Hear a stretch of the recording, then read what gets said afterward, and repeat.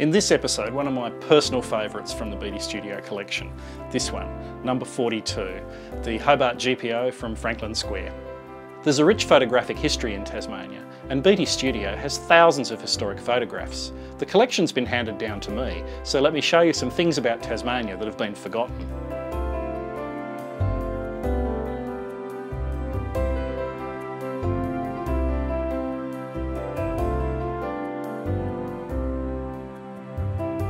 G'day and welcome to Forgotten Tasmania. I'm John Stevenson.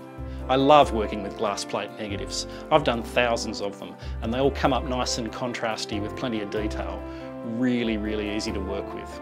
For this one I took 6 shots and stitched them together to form a 64 megapixel image that reflects the original negative, so there's a ton of detail in there. The old photographic process used chemicals and paper and things, and it didn't capture the same detail, and they were edited with bleach that was applied with a cotton bud, actually removing information from the picture. So the digital technology using Photoshop, it mathematically calculates what was missing from the photograph and puts it back again. So we get a lot more of the image than has ever been seen before. With this one I did something that I've never done before. I actually removed an object from the original photograph. See, there's the pole in this photograph, and the lens that the photographer used actually distorted the image. It's called barrel distortion. And so this pole looks sort of curved, it's almost banana shaped.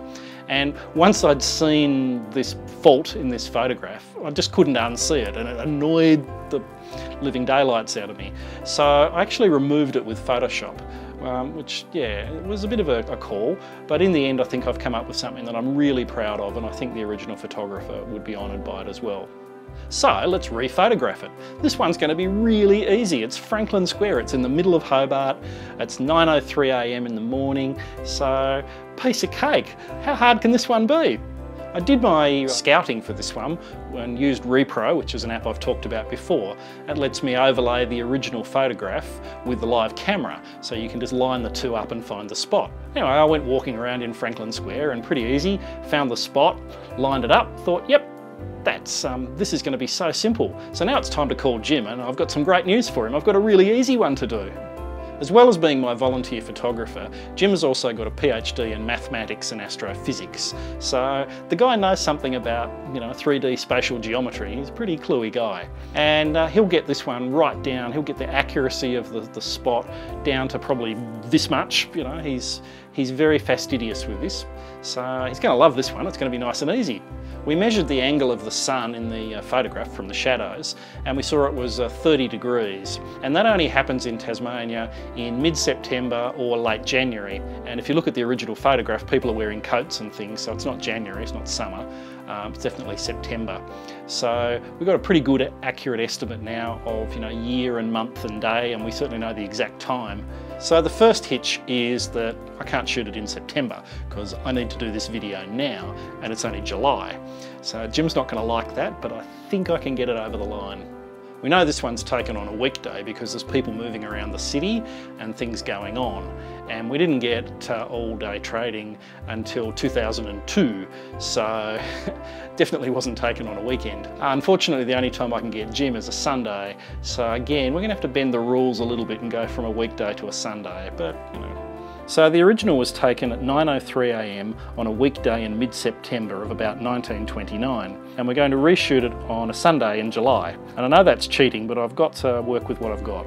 Once Jim got set up on the spot that I'd scouted, he was quickly frustrated. I don't want to buy into the building heights in Hobart debate, but the AMP building really does block a lot of view, and Jim wanted to line up the hills behind with the GPO, but you can't see them through the building, and that's not something that we can deal with. Those original stone blocks on the wall surrounding Franklin Square are still there, and there's that step. Jim needs to be about ½ a metre to the left, but the tree's now fully grown and it's right where we want to put the camera. This shot's starting to get harder. If we move back a bit we can get the original angle, but then the tree blocks most of the view. In the end we compromise just a bit. Jim takes 2 shots, one from next to the tree and one from over the back and a little bit to the left. And I end up picking the closer one because you can see more of the frame. But really the original shot is now impossible because of this beautiful tree. This episode is all about restoring and recreating this beautiful photo. So here's our recreation. Here's the original.